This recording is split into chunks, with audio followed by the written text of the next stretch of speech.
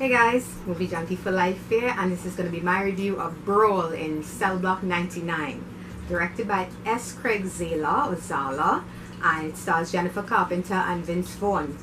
And this movie is about an ex-boxer who becomes a drug runner. His wife is pregnant and he wants to give them a better life. And of course things go wrong, he ends up in prison. And the people who he crossed force him to do something very horrible to protect his unborn baby and his wife. So, Brawl in Cell Block 99. I went into this movie knowing nothing about it. I saw the trailer, and S. Craig Zala directed one of the best horror movies that I've seen of recent times, Bone Tomahawk. It's a movie that it seems like it's a western, but it's definitely a horror film. And if you haven't seen it, I say it's a must-see. If you're a horror fan, it's a must-see. So I checked this out this weekend, and holy crap, I was blown away by how good this movie is. First of all, Vince Vaughn. Now, Vince Vaughn is an actor that I've never really had an issue with. He's okay in the roles that he's in. He can be very funny, like he is in Wedding Crashers. And he could be not so good like he was in that awful remake of Psycho. But here, I got a Vince Vaughn that I personally have never seen before. I have never seen Vince Vaughn this good. And I think this is his best role to date. Right? I doubt he would get any Academy recognition for it, but he is so damn good in this role as this boxer. First of all, he's huge in this movie because he's already a really tall guy. He's probably like 6'4", 6'5", and while he's not very muscular, he's definitely put on mass in this movie, so he's very intimidating. And early on we see where he's a man that he has rage in him. He has the capacity to be very destructive if he wants to be, but he's trying to be a better man. And another thing about how he plays this character, it's almost like this character is a high-functioning autistic person. In how controlled he is, he doesn't really show his emotions. He has a set of rules that he follows, and that if anybody breaks, he doesn't hesitate to show how much that would piss him off.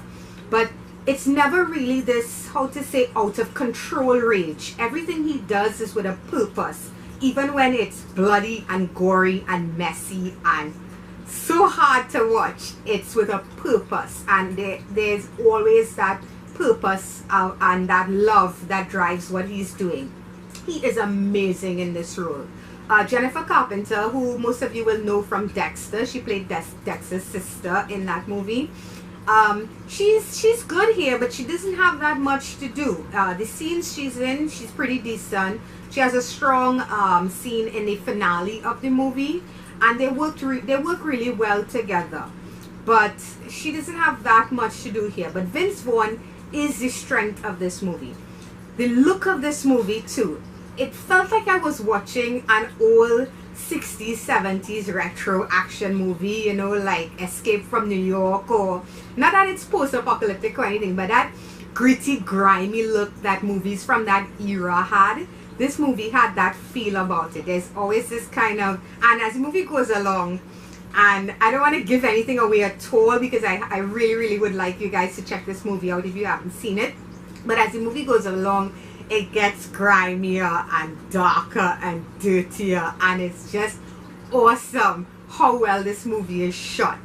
I just loved it. Now, it is a slow movie. It does take its time, and I think that is on purpose because the character Vince Vaughn plays here, I believe his name is Bradley, which seems like a weird name. Anybody who calls him Brad, he makes them say Bradley.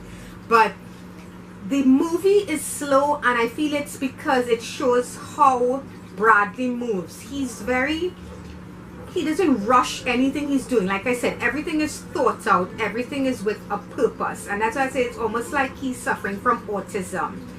But the movies, the fact that it is done in a very slow way, the tension builds and builds and builds, and the ending of this movie, oh boy, I sat there long after it was finished, and I was like, okay, I need to recover from that, you know, because you're it's one of those things where you're hoping and you're hoping and you're hoping that the movie will end the way you want it to.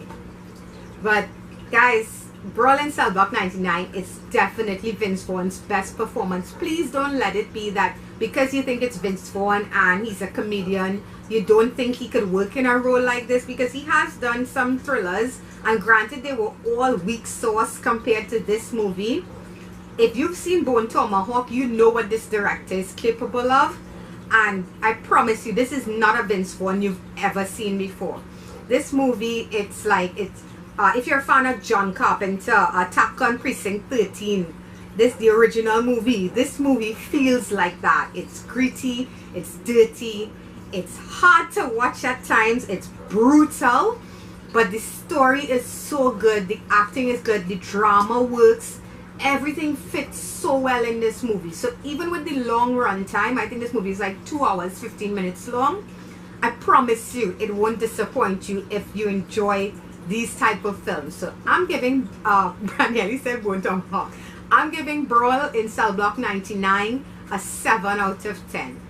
It's not a perfect film, you know, there are moments that feel really slow and you wish that it could speed up a little bit, but like I said, it works overall, it works really well, and it's a top-notch film in my opinion. So if you haven't seen it, give it a check, because it's out now, and it's out now in wide release, so you could get it probably on any platform. It's getting a 7 out of 10. And that's going to be it for me, guys. So until next time, bye bye.